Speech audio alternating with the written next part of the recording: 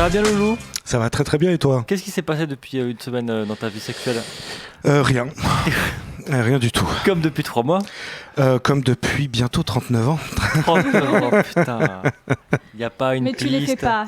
C'est gentil, merci. Il ne fait pas ses 39 ans, Joseph. hein, c'est Non, vrai. non, j'ai pas l'air d'avoir Depuis une... ça, Ouais, c'est la misère sexuelle que je fais pas ou mon Voilà, on âge. sait pas. Ah ouais, d'accord, bon écoute. Les deux, je On pense. que on tu- va rester mystérieux là-dessus. D'accord. ok. Si on peut t'aider, même dans la room, je dis bonsoir à la room, j'en profite. Si vous voulez aider Joseph à Ouais, on va faire un Joseph Ton. pécho, tout simplement. Ouais, tout simplement, ouais, à être heureux. Parce que tu en es là, je crois. hein. Oui, j'en suis là, j'en suis là. Et en plus, travailler ici tous les lundis soirs, pour moi, tu comprends, c'est tellement étrange et tellement bien en même temps. Enfin, c'est ambigu, c'est contradictoire. Parce que les filles, les garçons, tu es tout là. hein, tu- Oh, tout. Parce Même là, j'en suis même un animal, même, tu vois, si Alors il ça, est gentil. c'est interdit, Ah, Joseph. c'est interdit? Oui, non, on reste dans la légalité. Un D'accord, minimum. bon. Ah, ok, alors je retire ce que c'était une blague, évidemment. Parce que tu sais qu'on va parler de genre ce soir dans l'émission. D'accord, Et ça marche. Et je crois que tu as pas mal de choses à dire sur le sujet. Sur le genre, bah oui, et toi aussi, je suis sûr, et Flore, Et Flore, Encore bien plus. sûr, bien sûr. Flore, voilà. Comment ça va, Flore? Ça va être toi, Benjamin. Ça va très bien, ça va très bien. Tu fais tout en veste crème. Ben ouais. D'accord. Je pensais que c'était interdit, mais en fait non. Merci.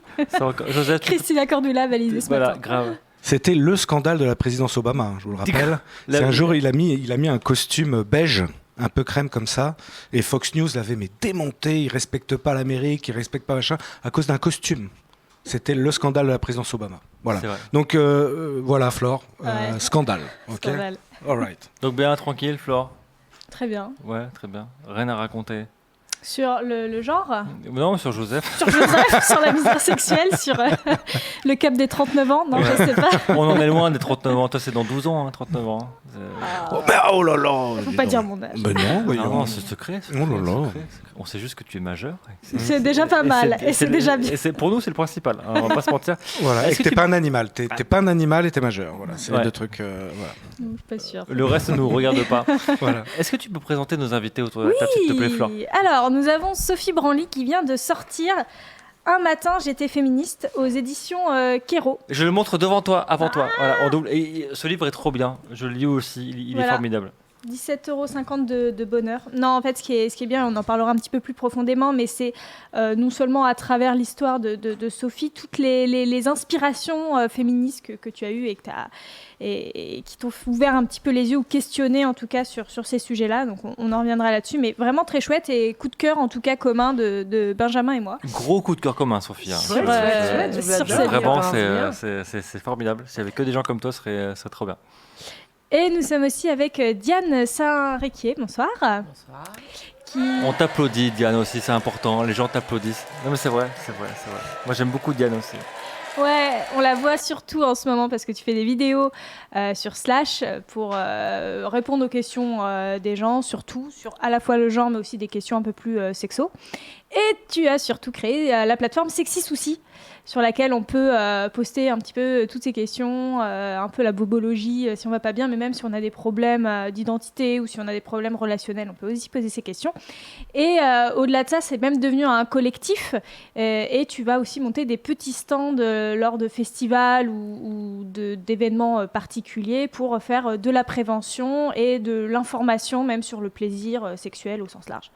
Ouais, l'idée, c'est vraiment d'ouvrir des espaces de parole autour des sexualités, on va dire, pour faire simple, mais d'ouvrir des espaces de parole. Donc, pas forcément être dans une position de Je conseil ou t'explique. de je te dis comment il faut faire, mais apporter des outils et ouvrir des espaces où les gens peuvent en discuter librement, ce qui finalement est pas si simple que ça, en réalité. Donc, Slash, c'est la plateforme de France Télévisions. Voilà. Destinée à qui, essentiellement? Vous parlez à qui? Slash, c'est jeune adulte, donc c'est du 15, 25, 30 ans, ça dépend jusqu'où on décide qu'on est jeune. Je dirais 30. J'y suis plus non plus, mais c'est pas grave, c'est pour le principe. Mais jeune, Joseph aussi est jeune. Hein. Tu te sens Mais jeune? c'est dans la Joseph? tête, C'est dans la là. tête. Alors- Il y a que les vieux qui disent ça, hein, mais Alors exactement, c'est ce que j'allais C'est dire. grave. Quand on dit que c'est dans la tête, ça veut dire qu'on est vieux, ça veut dire que. moi ouais. qui suis vieille, je confirme, c'est dans la tête. Bah non, mais en fait, Diane l'a un peu défini avant. C'est est-ce que tu as Snapchat qui est installé sur ton téléphone ou pas? Non. Si tu... Eh ben, tu es vieux. Voilà. Non, mais sinon, il y a les sociologues. Tu sais, les sociologues, tu as les tranches d'âge, sociologie, là, ou je sais pas quoi, ou pour l'audimat d'une radio, d'une télé. Bon, bah voilà, tu vois dans quelle tranche d'âge t'es. Et généralement, au-dessus de 35, tu n'es plus ce qu'on appelle un jeune. C'est vrai. Mais bon, tout est relatif, n'est-ce pas? Il me reste 2 ans avant de... Voilà, avant que le sociologue te considère comme ne faisant plus partie de ce groupe extraordinaire. Alors, les gens dans la room t'aiment beaucoup. Déjà, Diane, je te dois te le dire. On aime beaucoup Sexy Souci, effectivement. Référence, est-ce que ça a une référence au groupe de musique? Bien sûr, ouais, on a longuement brainstormé sur un nom qui nous paraissait cool et approprié, et Sexy Souci, du coup, des fois c'est un peu pour les gens qui connaissent Sexy Sushi, du coup, le groupe d'électro-punk. Faut être jeune là aussi. Oh non, pas tant. Non, je pense que les vrais jeunes connaissent pas. Bah oui. Ah ouais? Pardon, c'est décevant. Non, pas du tout, pas du tout. Oui. Bah moi j'ai découvert, j'avais 18 ans, donc c'était pas hier. Mais donc je sais pas si les très très très jeunes connaissent, mais dans le milieu queer, c'est quand même pas mal connu, et c'est plutôt les 25 trentenaires qui connaissent bien ça, mais du coup ça nous a inspiré bien sûr, parce que c'est un groupe de badass complètement perché, donc ça nous parlait bien. Tu connais toi Sexy Sushi, Joseph? De nom, oui. De nom, évidemment. Non, ils ont fait des trucs hyper sympas, et c'est vrai que pour te suivre sur les réseaux depuis quelques années, je sentais qu'il y avait quand même une référence à ce groupe de musique. Non, parce que vous êtes hyper inclusif sur Sexy Souci, c'était une volonté de ta part, et peut-être aussi de France Télé de porter cette parole-là, Diane. Oui, bah alors moi en fait c'est vraiment comme ça qu'est né le projet, en fait du discours que ce soit médical ou vaguement sexo.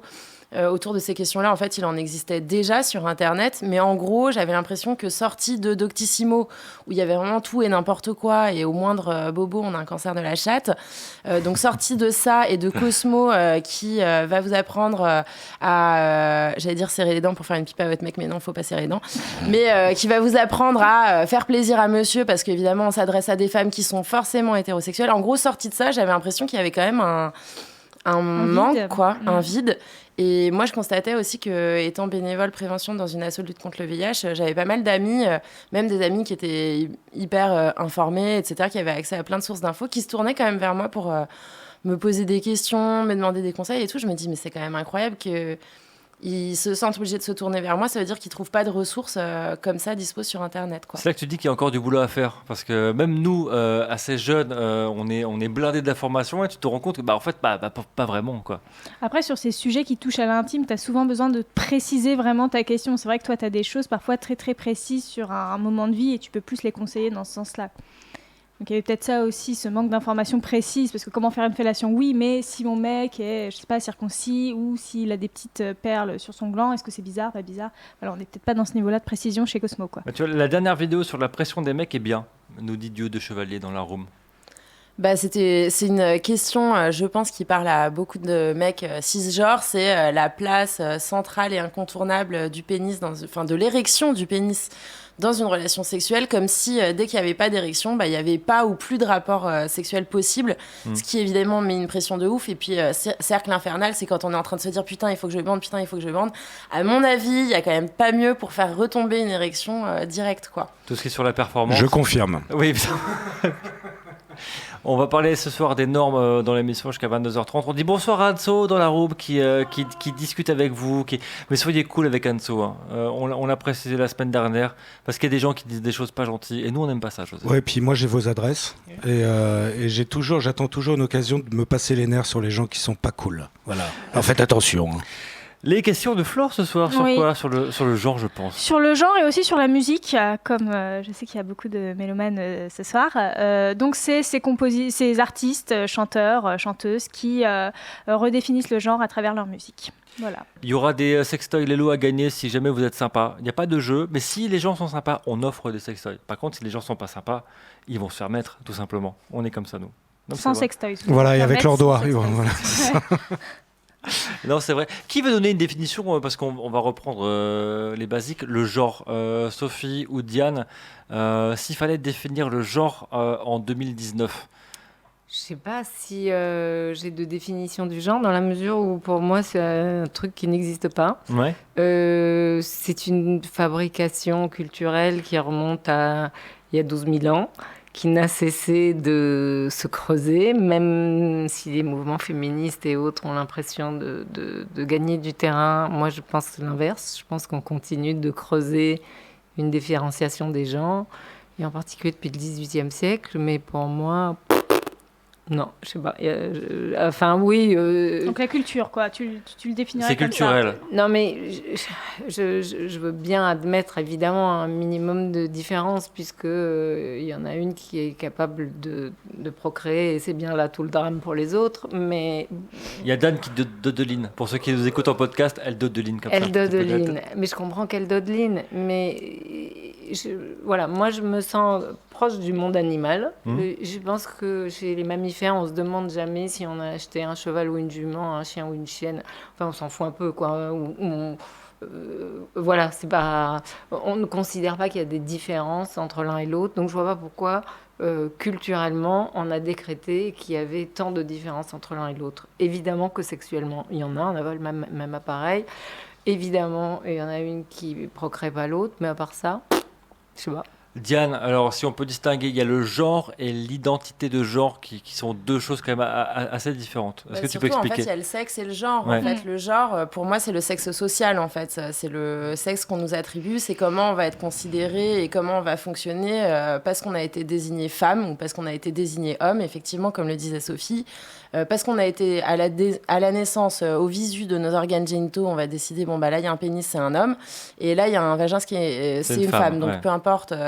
Les personnes non binaires, les personnes trans sont complètement passées à l'as.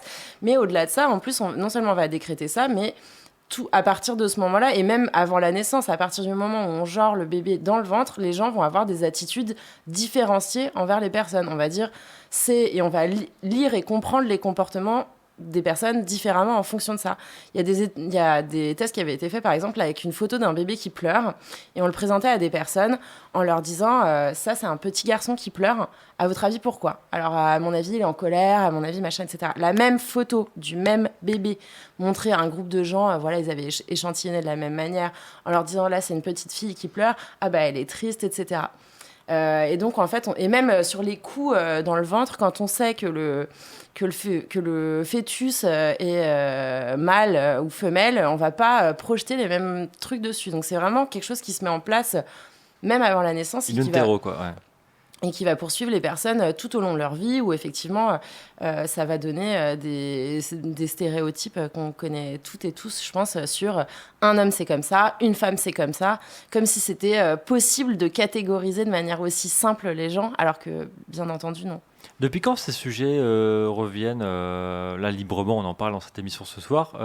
Depuis quand ? C'est quelque chose qui est sous-jacent depuis des décennies ou pas vraiment ? Il y a une prise de conscience quand même depuis quelques années sur ces sujets-là. Ah non, mais historiquement, la prise de conscience, elle est ultra ancienne. Le féminisme ne date pas des années 60 ou 70. Il y a eu énormément de moments dans l'histoire où les femmes se sont révoltées. Et en règle générale, elles n'ont cessé de perdre des droits plus qu'autre chose. Si je te prends quelques exemples, la période de la préhistoire est très longue, hein, on a entre 300 et 400 000 ans. L'agriculture est née il y a 12 000 ans. Oui, c'est ça, c'est le début du genre presque. C'est le début du genre. Typiquement, l'homme se sédentarise, l'homme et la femme se sédentarisent. Ils prennent des lopins de terre, ils les cultivent, l'homme se l'approprie et avec la question de la propriété qui naît à ce moment-là, naît la question de l'héritage. Et donc, avec la question de l'héritage, se pose la question de « mais mon fils, est-il vraiment mon fils ?» Et donc, à ce moment-là, il y a une annexion du corps de la femme pour s'assurer que mon fils est vraiment mon fils. Et c'est pas tout à fait le début de la fin, parce que avant ça, les femmes n'ont pas eu accès à la violence. Quand les armes ont été inventées, les hommes se les sont aussi appropriés. Du coup, les femmes ont été éloignées de la viande. Et donc, avec une atrophie du squelette qui était identique à celui des hommes auparavant. Donc voilà, c'est le début de la scission des genres. Mais ça continue, il y en a plein d'autres, des histoires. Joseph, je t'ai entendu faire. Comme ça. Ah bah ouais, sur l'histoire de l'héritage, oui. C'est-à-dire qu'avant, les tests de paternité n'existaient pas. Et la seule façon de savoir que ton môme c'était le tien, c'était d'enfermer ta meuf. Ouais. Effectivement. Moi, ce qui me dérange juste dans ce discours-là, c'est par exemple ce que vient de dire Joseph, c'est le seul moyen, c'est l'homme qui va enfermer sa meuf, comme si c'était l'homme qui est à l'origine de la violence, va priver les femmes d'une partie de la nourriture, comme si c'était lui qui était la cause de tout, alors que je pense qu'il y a eu les deux, il y a eu les femmes qui ont aussi accepté, entre guillemets, ou qui ont eu un intérêt. Alors ça, je pense que c'est plus... Ça sent le Peggy Sastre. Ah ouais, bah oui, mais évidemment, qui ont eu un intérêt aussi à jouer ce rôle, qui ont un intérêt de toute façon dans le genre et à jouer le rôle. Et je pense qu'on peut pas juste dire c'est l'homme qui a toujours eu un intérêt et la femme, jamais, elle a toujours subi. Je pense que c'est aussi une vision un peu... De la servitude volontaire. C'est un peu manichéen, Diana. Alors, pardon, excusez-moi, revenons quand même un peu en arrière. Il n'y avait pas de langage. Rappelez-vous que la négociation était bien différente de celle qu'on connaît aujourd'hui. Que la femme faisait tout comme l'homme, mais avec en plus un gosse dans les bras, voire plusieurs. Bien sûr. Et que de ce qu'on en sait, il n'y avait pas non plus de famille nucléaire, ça c'est évident, mais il y avait un vague arrangement où, un peu sur le principe des bonobos, on fait croire au mec qu'il est le mec, qu'il le soit ou pas. Bien sûr. Et pendant les 2-3 ans nécessaires à l'autonomie du bébé, l'homme est dans le coin. C'est pas du tout le même schéma. Entre-temps, 1000 autres choses se sont passées. Il faut regarder avec plus de délicatesse le rapport homme-femme. Mais je pense avec une certaine délicatesse. En fait, par exemple, bon, je vais reciter Peggy Sass, mais ça, c'est des chiffres aussi. Une femme, c'est en moyenne, historiquement, 2 fois plus reproduite qu'un homme. C'est-à-dire qu'un homme a à peu près 40% de chances quand il naît, historiquement, de se reproduire. Une femme en a 80%. C'est-à-dire qu'il y a 8 femmes sur 10 qui se reproduisent à peu près. Donc c'est énorme. En fait, la femme, elle a un accès à la reproduction qui est énorme. De et chance l'homme ou de risque, hein, parce que c'est quand même pas toujours des grossesses décidées, voulues. Voilà, mais en tout cas, si on part du principe mais ça peut être mis en cause aussi, mais qu'un des intérêts à être ici, c'est d'arriver à avoir une descendance et à reproduire ses propres gènes, en tout cas. Mais ça peut être mis en question. En tout cas, la femme, sur ce terrain-là, est gagnante par rapport à l'homme. Je ne sais pas si on peut parler de gagnant, pardon, mais pendant cette longue période, personne ne savait comment se faisaient les enfants. Ils sortaient du ventre de la femme, mais il y avait quelque chose d'aussi magique de comprendre comment une plante pousse, comment la nature prolifère, etc. Donc il y a eu une association immédiate qui s'est faite entre tout ce qui est de nature et tout ce qui est de l'ordre du féminin, où l'un et l'autre se sont retrouvés. Bien sûr. Et il y avait énormément de rites qui étaient faits et pour la femme et pour la terre, parce que c'était celle au pluriel qui crée. De là une certaine tension, parce que quand même pendant très longtemps, les hommes ont cru qu'ils ne servaient à rien. Non seulement cette crainte-là, mais aussi l'incompréhension totale, encore une fois, du fait qu'ils ne font pas leur fils. Ah mais ça, bien sûr. Diane, je trouve quand même, juste pour revenir sur le fait de dire que les hommes, les femmes ont joué, les familles gagnent bien quelque chose, il y a plusieurs trucs quand même. C'est qu'il ne faut pas oublier que le système de genre, c'est pas un système seulement binaire. C'est pas un système qui dit d'un côté il y a les mecs qui sont comme ça et d'un côté il y a les meufs qui sont comme ça. C'est aussi un système hiérarchique. C'est un système qui place de manière supérieure tout ce qui est associé au masculin et qui au contraire va avoir tendance à dévaloriser ce qui est féminin. Par exemple, pour donner des exemples contemporains, la coquetterie, les trucs comme ça qui sont vus les trucs de côté... PD, quoi, ouais. qui sont mis du côté du féminin sont dévalorisés ou utilisés pour des insultes homophobes, par exemple. Alors que ce qui est placé du côté du masculin, on va placer du côté du masculin la raison, des choses comme ça. Je veux dire, si aujourd'hui, il y a une telle différence qu'on parle de gagnante, oui, les femmes, souvent, se disent qu'elles ont à gagner à jouer le jeu de la féminité. pour essayer de pas être la cible d'attaque. Parce qu'en fait, quand tu sors du jeu de la féminité, là, tu peux être attaqué parce que t'es pas dans ton bon rôle, t'es pas bien dans ton rôle de femme, tu vois. Mais quand on dit les familles sont gagnantes, faut pas... regardons aujourd'hui les compositions des instances de pouvoir. Enfin, vraiment d'une manière hyper basique, hein. Même sans rentrer à l'intérieur des couples hétérosexuels lambda. On regarde en France qui dirige les entreprises du CAC 40. Quelle est la composition des assemblées, de l'Assemblée nationale, du Sénat, de la gouvernance de l'État? Elle est en immense majorité aux mains des hommes blancs, quinquagénaires. On peut aussi poser la question de qui sont les SDF dans la rue, qui sont les gens qui sont en prison, qui sont le genre qui se suicide le plus. T'es au-dessus de 75% dans les 3 exemples. Donc, en fait, on peut dire il y a 10% de mecs qui contrôlent le truc, ensuite t'as les femmes, et ensuite t'as 90% d'autres mecs qui ont les mâles bêta, qui sont dans la rue, qui crèvent, qui... Voilà. Donc, en fait, si on fait des hiérarchies, non, c'est pas un genre. C'est une minorité d'un genre qui arrive Sauf que ces hommes-là que tu appelles mâles bêta, donc ils peuvent être des hommes des classes populaires, des hommes racisés, donc qui effectivement sont victimes d'autres systèmes, parce que le système du genre n'existe pas tout seul. Il y a le système de la race, enfin, tu vois, plein de systèmes socio-économiques, etc., qui s'emboîtent. Sauf que un mec, ok, de classe populaire, racisé, donc qui est défavorisé à bien des égards. Bon, tu peux dire un arabe. Hein. Il aura toujours, il aura quand même l'emprise sur sa femme, en fait. Il aura quand même l'emprise sur sa femme. Ça me rappelle une photo qui est sortie sur Twitter il y a quelques semaines. Je sais pas si tu t'en rappelles, Diane, HEC. Ils ont fait une photo d'eux. Il n'y avait que des mecs pris en photo et on se demandait où sont les femmes, en fait. C'est ça que tu veux dire, je pense. Ce que je veux dire, c'est qu'à l'heure actuelle, les instances de pouvoir, elles sont au sein des hommes et que même dans les classes sociales défavorisées, parce qu'effectivement, il y a des statistiques sur lesquelles, des statistiques négatives, on va dire, sur lesquelles les hommes sont majoritaires, mais il ne faut pas oublier qu'un homme, même contraint par sa classe de race ou sa classe économique, a toujours l'ascendant sur sa femme. S'il a une femme, enfin, ça part de ce postulat-là, s'il a une femme. S'il a une femme, s'il a une fille, s'il a une employée, c'est lui qui aura l'ascendant, en fait. C'est lui qui aura l'ascendant. Sur les statistiques de suicide, effectivement, c'est hyper intéressant. Les normes de genre, elles sont contraignantes pour les hommes et pour les femmes. Je suis d'accord. Après, il ne faut pas oublier de regarder les choses de manière un peu globale. Mais c'est lui qui aura l'ascendant. Ça veut dire quoi, ça? C'est lui qui aura l'ascendant. C'est-à-dire que moi, je suis en couple. Et ça veut dire quoi, j'ai l'ascendant?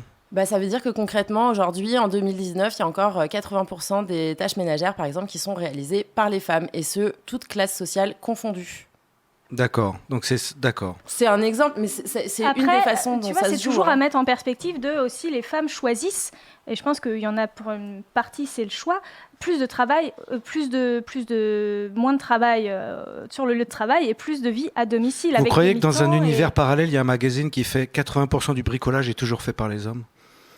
Tu vois ce que je veux dire? C'est pas du tout le même volume horaire, si je peux me permettre, parce que des enfants, quand on élève des enfants, ça se nourrit, ça se lave et ça s'amène à la crèche tous les jours, alors qu'une étagère, ça se monte qu'une fois. Tout à fait. Donc je veux bien que les hommes fassent plus de bricolage et de réparation. Non, mais de voitures. c'était pas très sérieux ce que je disais.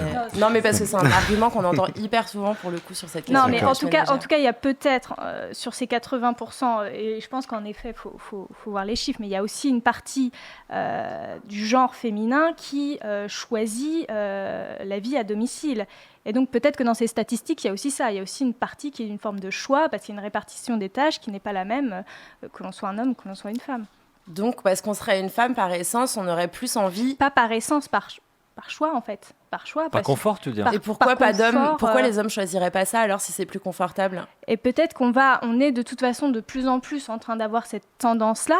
Peut-être parce que déjà de base, mais je pense que déjà de base, quand on travaillait au début du XXe siècle, c'est pas la même chose que de travailler au début du XXIe siècle.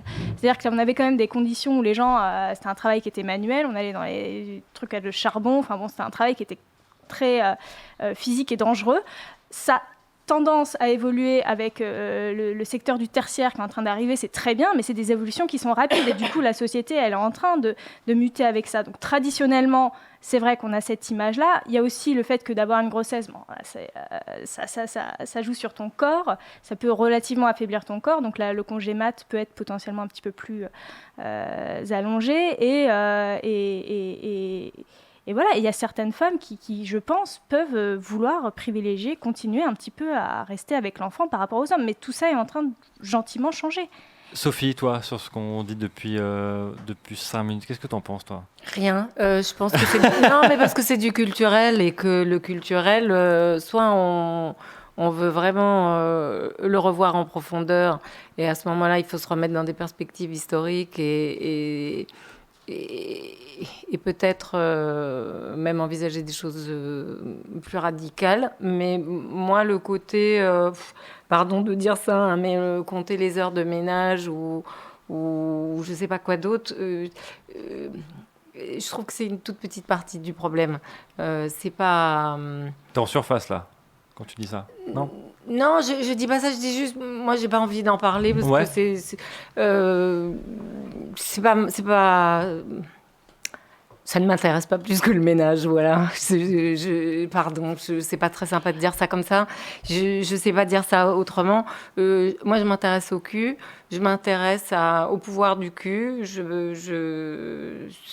Voilà, c'est ça mon sujet, c'est pas un autre. Alors toi, un matin, j'étais féministe aux éditions Kéro. Tu racontes très bien au début du bouquin comment tu as eu cette conscience-là de devenir féministe. Il y a deux choses. Il y a le milieu professionnel, tu pourras raconter, et le milieu perso. Est-ce que tu peux nous dire comment ça s'est construit chez toi ?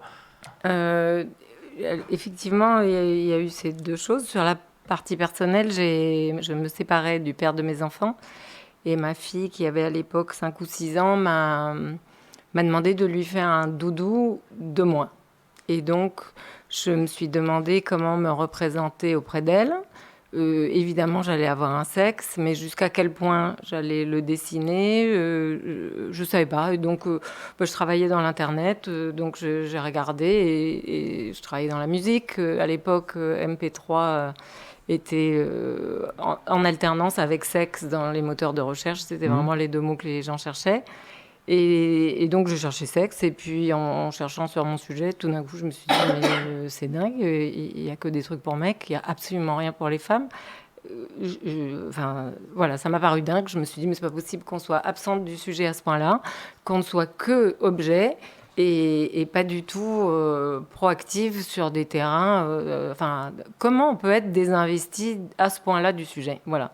Et donc, j'ai monté un site pour y remédier. D'accord, mais ce sont des choses hyper basiques. Donc ta fille t'a demandé de te représenter en doudou. Ouais. Et tu t'es posé les questions, mais comment je fais, quoi ? Bah, oui, parce que ça m'a ouvert un gouffre de questions, en fait. Et l'une allant vers l'autre. Moi, j'ai de temps en temps, j'ai des petites lubies comme Jeanne d'Arc. Hein, tout d'un coup, quand j'ai un truc en tête et je me dis, mais ça, c'est pas possible, je fonce dans le tas et voilà. Et donc, j'avais en tête de faire un site pour y remédier. Donc ça, c'est le volet perso. Il y a aussi le volet professionnel aussi. Est-ce que tu peux le raconter ? Ouais, mais pro, il était bien tombé. Oui, c'est venu en même temps, mais... Ouais. Je dirigeais le département digital d'Universal Music et il y avait deux bons hommes qui... voilà, ça commençait à rapporter un petit peu d'argent. Tout d'un coup, est-ce que j'étais vraiment la bonne personne pour ça ? Peut-être que c'était mis entre leurs mains, qu'ils gagneraient plus d'argent que moi, que je sais pas quoi. Et à l'époque, je crois que ça a changé depuis, mais à l'époque, tout le monde allait vers... Enfin, tous les patrons allaient vers 19h, sucer un peu la bite du patron de manière tout à fait, pardon... Métaphorique. Métaphorique, ouais. Il y avait un peu de léchage, tu racontes... Pas comme chez Wild, tu vois. Tu racontes les after-work au whisky, etc. Donc, dans lesquels, toi, tu ne te reconnaissais pas. Mais c'est... Ouais, je m'en foutais. C'est des sortes, ce que je m'en foutais, j'avais juste pas envie de... Enfin, alors pour le coup, oui, j'avais une vie de femme stéréotypée, c'est-à-dire que je bossais 15 heures par jour, mais il fallait aussi que je me dépêche de rentrer, essayer de voir mes gosses 5 minutes.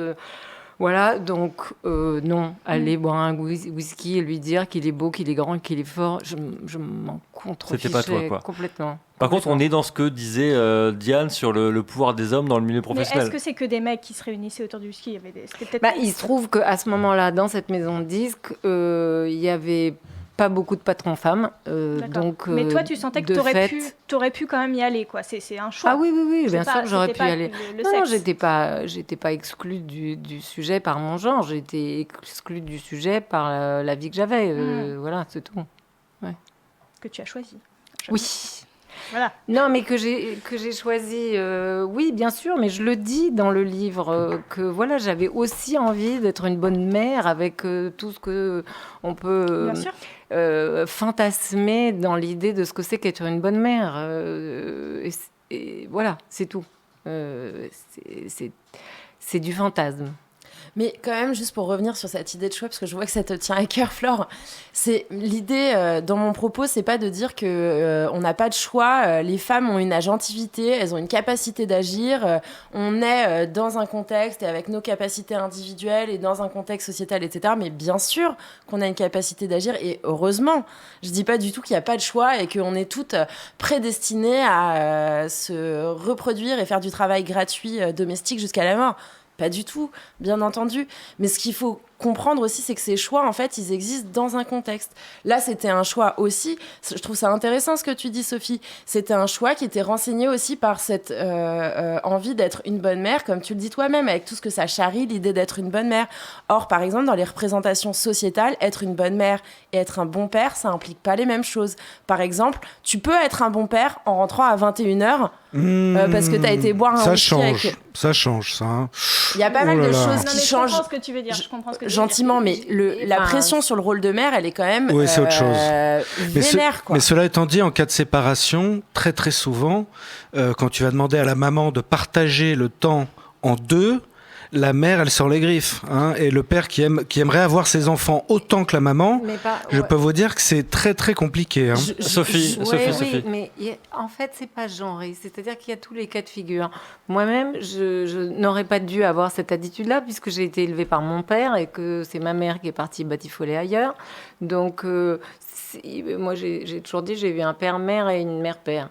Ça aurait pu m'ouvrir à un autre modèle. Mais c'est les petites lacunes d'enfant, c'est-à-dire que du coup, j'avais pas envie de reproduire ce truc-là avec mes gosses, que je trimballais ça comme un vieux fardeau et que je me suis dit, je suis un peu mec et je suis un peu femme, mais cette partie femme qui émerge, j'ai envie qu'elle soit un petit peu mieux foutue que la génération précédente. Tu voulais être un bon parent avant d'être une bonne mère, tu voulais être un bon parent, c'est-à-dire être là pour ton enfant quand il va se coucher, quoi. C'est pas le côté de maman plus que... Diane. Juste un truc, parce que il peut sembler que je parle en généralité, je parle sur des majorités statistiques, bien sûr que la réalité est beaucoup plus diversifiée et oui, on va pas faire du cas par cas ce soir, ouais.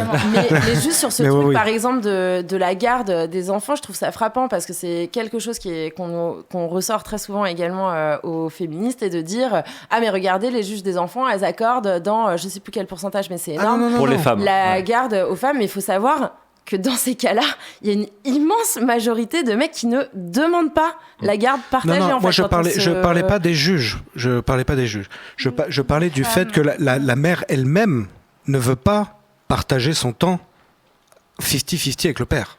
Au-delà des juges, c'est oulala, non, va falloir que tu... Et justement, le père doit faire appel à un juge parce que la mère ne veut pas être 50-50.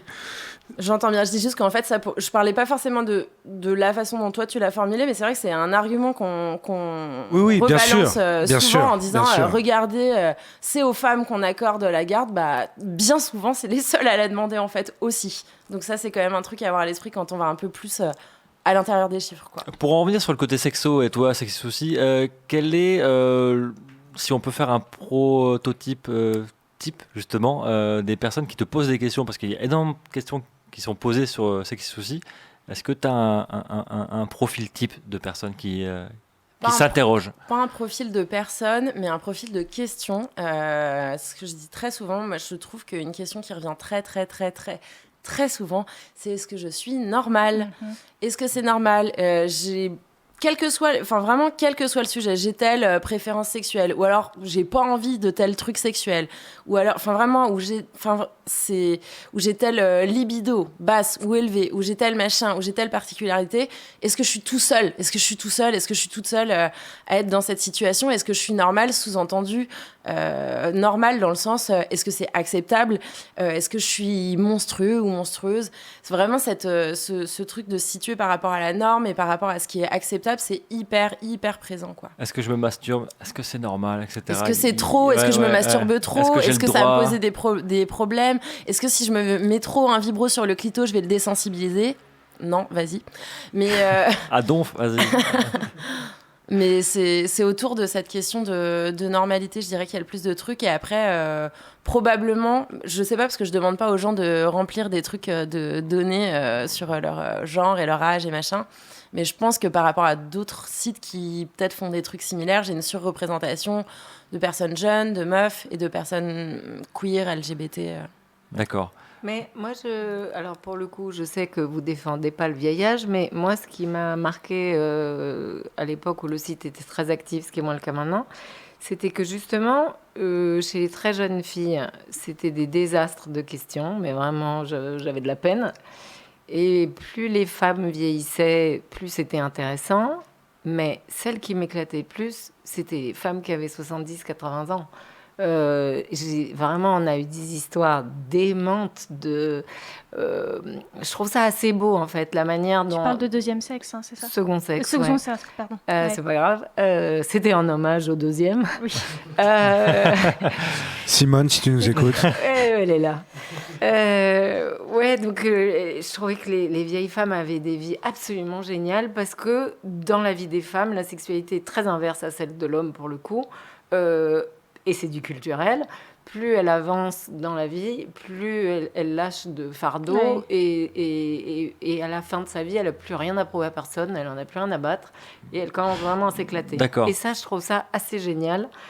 Et on ne le dira jamais assez, la vie sexuelle des vieilles dames est juste top quand elles ne lâchent pas prise. Est-ce que tu as un exemple de ça, justement ? Ouais, je me souviens c'était assez drôle. Il y avait une fille qui travaillait chez nous, qui venait d'Aix-en-Provence. Et le premier Noël, elle est rentrée dans sa famille. Et donc, je lui dis, c'est super, tu rentres chez toi, machin. Non, pas du tout. Chez moi, c'est un gynécée, ça me fait chier. Voilà, elle y allait vraiment à reculons. Sa mère, sa grand-mère, sa sœur, son machin, voilà. Et donc, elle rentre, je lui dis, alors, ça va, c'est pas trop mal passé. Et elle me dit, waouh, dément, ma grand-mère de 80 ans est arrivée avec un type qu'elle planquait depuis 1 an. Et donc, la mère avait les boules parce qu'elle n'avait pas de mec, la sœur avait les boules parce qu'elle n'avait pas de mec, elle avait les boules parce qu'elle n'avait pas de mec. Et la seule qui avait un mec, c'était celle de 80 ans. Et à ce moment-là, j'écrivais un autre livre et je lui dis, écoute, j'adorerais interviewer ta grand-mère parce que l'histoire est juste démente, c'est formidable. Ah, il faut que je demande la permission à ma mère, je ne sais pas si ma mère va vouloir. Dans ma tête, je me disais non, sa mère ne voudra pas, ça je sais. Et elle revient et elle me dit effectivement que sa mère ne veut pas. Elle me dit, mais bon, de toute façon, ma grand-mère n'est pas là. Ils sont partis visiter les chutes du Niagara. Et là, je suis partie dans un éclat de rire. Ils ne sont pas allés devant un lac tranquille, ils sont allés aux chutes du Niagara. Parce que, sexuellement, tout est dit dans ce choix. C'est symbolique, quoi. Et j'avais trouvé cette histoire géniale. Moi, j'avais vu je me souviens plus du nom, mais c'était un reportage autour des cam girls, mais qui était vraiment hyper bien fait. Et qui montrait une dame qui faisait de la cam, quoi. Donc, parce qu'en fait, c'est ça qui est assez cool dans l'univers des cam girls, même si c'est quand même principalement des meufs, du coup, qui font des webcams sexuelles, quoi. Principalement des jeunes, mais pas que. Mais donc là, dans ce documentaire, il y avait vraiment différents types de profils, dont une nana qui devait avoir 70 balais, qui était veuve et qui... avait carrément trouvé son public, elle kiffait, elle se masturbait, elle faisait plein de sexe toute seule devant une caméra pour des gens qui la payaient pour ça. Elle était hyper chaude du cul, non mais genre vraiment quoi. Elle était kinky et tout. Et j'étais là, putain, mais c'est ça qu'on veut. Voilà, ça faisait plaisir. Joseph ? Je n'ai rien à dire là-dessus. Alors vraiment, là-dessus, je n'ai strictement rien à dire. Voilà. Il y avait eu un bon film avec Marianne Faithfull sur le sujet, je ne me souviens plus comment elle s'appelle, mais elle était grand-mère, elle avait un petit-fils malade Et elle s'est mise à branler. Les gens, ouais. Il était top ce film, très très bien. À branler les gens. Il y a le petit geste de Diane en même temps. Ouais. Au cas où. Il y a le petit geste. C'est l'explication de Sexy Souci pour qu'on comprenne bien comment. Parce que tu parles beaucoup. Plusieurs méthodes d'ailleurs. Mais... Tu parles beaucoup avec les mains dans Sexy Souci. Je brasse, je sais pas si. Moi, j'ai pensé. Je trouve ça bien, c'est un compliment. J'ai pensé à Jamie de C'est pas sorcier. Quand tu la première personne à me le dire, quand tu expliques les choses. Jamie du cul, ouais. Tu es la Jamie. Alors, c'est ça. Aujourd'hui, on va parler de fellation. Et oui, jamais. Tu parles avec les mains comme ça et j'aime beaucoup. Donc, Sexy Souci, on nous demandait dans la room, c'est sur quelle plateforme Slash? C'est sur France TV, c'est ça? Ouais, alors donc du coup, c'est diffusé. Slash, c'est une chaîne pure sociale en fait qu'a créé France Télé. Ouais. Du coup, c'est pas diffusé du tout à la télévision, contrairement à ce qu'on pourrait penser. C'est diffusé que sur les réseaux sociaux, donc Facebook, Twitter, YouTube, Instagram et Snapchat. Et sur Plus aussi, également. Slash, c'est et sur S-L-A-S-H. Et sur, les plateformes de replay de France Télévisions. Et c'est quoi la fréquence? Comment vous sélectionnez les sujets qui sont abordés dans les vidéos? La plupart du temps, je dirais 99% du temps, on part de questions auxquelles j'ai répondu sur le site. Aussi, ouais. Et puis en fait, on enlève ce dont tu parlais tout à l'heure, Flore, les spécificités. Souvent, les gens, quand ils m'envoient une question, ils sont très très spécifiques. Ils expliquent beaucoup de contexte de leur situation, etc. Et c'est tant mieux parce que ça m'aide à leur répondre. Faut être généraliste. Mais là, vu qu'on va être plus généraliste, exactement, du coup, on réduit à la substantifique moelle du truc, quoi. Comment on fait une fellation, quoi.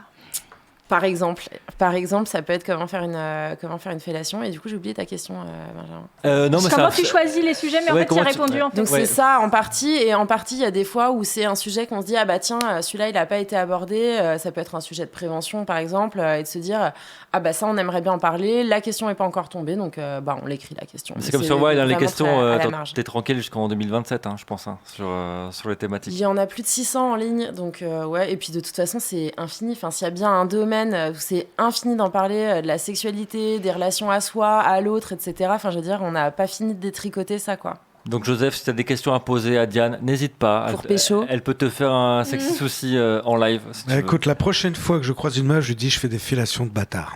Et ça, pour se serrer une meuf, il n'y a pas mieux. Non, c'est vrai. Il y a moyen que ça marche. Ouais, peut-être. Ça marche. Écoute, on sait jamais. Mais il connaît bien, Joseph. Est-ce que tu suces aussi bien que moi? Je demanderai la prochaine. Tu vois, ça marchera vachement moins. Ouais. Tu crois? Merde alors. Fleur, nous allons jouer. C'est l'heure du jeu. C'est l'heure du jeu spécial question pour un champion, c'est important. Je vais vous donner des buzzers, les filles. Voilà, c'est un petit coin-coin. Donc Fleur va vous poser des questions. Pour y répondre, il faut faire coin-coin et donner son prénom avant. Donc Sophie et Diane. Et Joseph fera un bruit chelou pour répondre. Choisis ton bruit, Joseph. Un bruit à faire? Ouais. Voilà. D'accord, très bien. Donc tu feras et tu mettras ton prénom. Voilà. Ce soir, c'est sur les personnes qui incarnent, en tout cas qui questionnent sur le genre. Flore. Ouais, c'est chanteurs, chanteuses qui questionnent le genre. Donc on reste David dans le milieu Bowie. de la musique. Donc, Prince. Donc Sophie, Prince, David Bowie. Elle a entendu chanteur et chanteuse, elle a fait c'est pour moi ça. Non. Velvet Underground. Pas trop parce qu'il n'y en a pas non plus 36. Madonna. On se calme. On se calme, d'accord, ok, c'est parti. Et moi j'ai le buzzer de questions pour un champion. Voilà. Vous êtes prêts? C'est parti. Oui. Je me suis mariée avec un champion de motocross. Je n'en sais rien du tout. Je me suis fait connaître en 2000 grâce à mon titre Can't Take Me Home. Mon vrai nom est Alexia Beth Moore. On me connaît pour les titres Sober, Please Don't Leave Me, So What. Miles Davis. Diane, est-ce que c'est Pink? Oui. Oh, bah oui, Sober, évidemment, c'est Pink, c'est Pink. J'ai des coupes de cheveux incroyables, j'ai fait un discours. Des abdos de malade. Elle a une ligne dans l'aine, là, c'est un truc. Une belle haine. Quand on voit Pink, on dit putain, belle haine. Non, c'est vrai. Et j'avais pas, quand on préparait cette émission, j'avais pas pensé à Pink, et c'est vrai qu'elle a rendu porte ce toute une génération Queen. Ouais. Non, mais c'est vrai, clairement. Ouais. Puis moi j'ai pensé à elle surtout par le dernier discours qu'on l'a vu faire au MTV Music Award à sa fille, qui se disait ah non, je suis moche, je suis trop masculine, et elle a fait un truc très émouvant qui a buzzé. C'était vraiment chouette. Très bien, Pink. Dommage qu'elle fasse plus grand chose en termes de musique. Enfin, je crois qu'on attend un album, non? Elle a fait un duo avec Eminem, non, il n'y a pas si longtemps. Pink? Ouais, je crois. Punaise, c'est vraiment le retour des années 2000. Grave, Eminem et Pink ensemble. Mais les années 2000, c'était hier, non? Oui, Bon, presque. C'est là qu'on voit que t'as 39 ans, Joseph. Ouais, bah, écoute. Eh ben, les gens avaient trouvé dans la room, Ziad Bien Zizou joué. avait trouvé aussi. Quelqu'un a sorti Régine, mais non, c'était pas Régine. Chrislo Selced, bravo à vous, bravo à vous. Deuxième Bravo, question, Flore. deuxième question. Je suis un chanteur français né à Créteil. Ah bah déjà, c'est pas moi. Ah putain, là on t'a perdu. C'est Là, pas on t'a Sophie. perdu, Sophie. Bah ouais. J'ai souvent été moquée pour mon style vestimentaire original. Je remets en cause les injonctions de la virilité dans ma musique kid. Michel Sardou. De près, Oui, oui, Qui ça, t'as dit Edith Sophie Preto. J'ai dit Eddie. Eddie de Preto, ah oui. Sophie Ah l'a oui. dit en premier. Ah ouais, mais là, De façon, avec un point d'interrogation à la fin, mais elle l'a dit. ouais, mais elle savait. Non, on est parce hyper qu'on- contemporain avec Edith de Preto, ouais. Ouais, mais c'est un peu hip-hop. Oui. Il va un petit peu. Alors Sophie, toi qui est calée en rap et tout, en musique, on se posait la question la semaine dernière. On parlait d'Edith de C'est Preto. absolument pas hip-hop. Non, mais justement, on le classe dans quelle catégorie, Edith de À Preto? moitié. Alors, il y Bah, a, pas il y a du un tout. truc, non mais vraiment, ne me posez pas des questions de cases. Moi, les Oui. hommes, les Oh. femmes, le rap, la techno, je m'en fous des cases. Moi, j'aime Il ou est j'aime pas. non-binaire. Je Non, mais peux quand pas même. vous dire. Mais je sais pas dans quelle case lui a envie Non, de se mettre. enfin, Pour oui. moi, c'est pas du hip-hop, mais c'est Non. très influencé de hip-hop. C'est hybride. Comme tout est influencé Et de c'est hip-hop. bien, et c'est bien parce que c'est hybride. Eh ben, on saura pas grâce à Non, toi, je sais Sophie. pas. On parle Non, de mais il y a des Pink, gens par qui exemple. doivent Pink sans le savoir, mais hip-hop, pas moi. le son de Pink ne serait pas le même non plus. Ouais, Tout est c'est influencé plus par la le même hip-hop. chose. Bon. C'est vrai.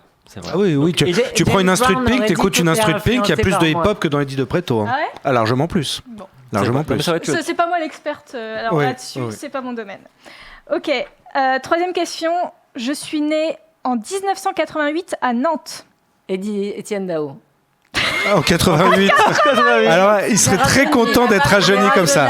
Il est très content. Ah, alors là, Il m'embrasse. franchement, là, ouais, Étienne. Il m'embrasse. Voilà, Étienne, tu viens d'avoir 30 ans, Étienne. Non, il est né à Rennes. J'ai tout faux. Très loin. Il est né à Rennes en 65. mais- Et là, le mec rajoute, c'est la Bretagne, c'est pareil. Voilà, Oh c'est ça. putain, alors Oh là, il va y là là, avoir oh là des là. problèmes. Oh Hein. là là. Franchement, c'est moins dangereux comme femme, Bretagne, Nantes. Hein. Bon, c'est pas Du coup, Étienne c'est pas Dao. Étienne Non, Dao. qu'on Non, embrasse ça- d'ailleurs. Je Ouais. connais mon premier succès en 2014 avec l'album Chaleur humaine. Chris, Chris and the Queen. Chris. Ah. Bah maintenant c'est Chris. Maintenant, c'est C'est Chris. vrai, elle a Ouais. changé Maintenant, de c'est Chris. blase. Jacques, Ouais. c'était Christine and the Queen, mais Ouais, maintenant c'est Chris. Formidable. Tout à fait. J'aurais pu faire un effort. C'est vrai. C'est formidable ce qu'elle fait. Vraiment, moi j'aime beaucoup ce que fait Christine and the Queen. Tout le monde s'en branle, mais je le dis quand même. Voilà. Non mais ça m'intéresse moi. T'aimes bien Christine and the Queen? Non mais ton opinion m'intéresse. Je peux faire sur une masterclass Non, non, si, sur j'adore. Chris. Formidable, Non, formidable. allez, c'est Super très cool. chouette. On peut pas tester, comme on dit Joseph. Toi, t'es pas trop Christine and the Queen. Absolument pas. Voilà. Alors vraiment là, Je sentais, absolument je pas. sentais, Mais je bon, sentais. les goûts, les couleurs, n'est-ce pas, cher ami? Voilà. Mais elle prend la parole sur le genre, en tout cas, elle questionne et Clairement. elle, clairement. elle a sa place dans les questions ce soir, Flore. Tout à fait. Quatrième question. question. Je suis un chanteur né le 6 novembre 1988, encore à Gmunden. Michel Sardou. Mais Oui. Gmunden est situé en Autriche. je sais. Moi, j'allais dire Stromae, mais. Conchita Wurst. Conchita Wurst. Voilà, très beau. Bravo. Bravo. Ah, Diane Bravo. Réfléchir, là. Ouais. C'est Ouais. mon idole. Une de mes. L'Eurovision, Conchita Wurst. Évidemment, Ouais, hein. en 2014, oui. L'Eurovision, Ah, Rise déjà. like a phoenix. Pardon, Mais oui, je Je vous le bien chante sûr, pas parce c'est que je là, suis on l'a. sympa. Vas-y. Non, je mais chante on- extrêmement faux. Non, Non. personne veut ça, je t'assure. Ok, Conchita Wurst, ben oui, bien sûr. bien joué. Très très bien. Cinquième question, je suis née le 9 septembre 1999 à Paris. Eddie Mitchell. À peu près. Ah. Tu connais toutes les dates. Si, de je Bilal sais, Hassani. j'ai Bilal Hassani, bien sûr. Bilal Hassani. 99, c'est un bébé. 99. Un bébé obligé, Bah oui, c'est un mais bébé qui d'accord, questionne mais le quand genre. même. Bilal Et Hassani, c'était le roi. évident. Qui va représenter la France à l'Eurovision C'est pour ça, en mai après prochain. Conchita Wurst, voilà.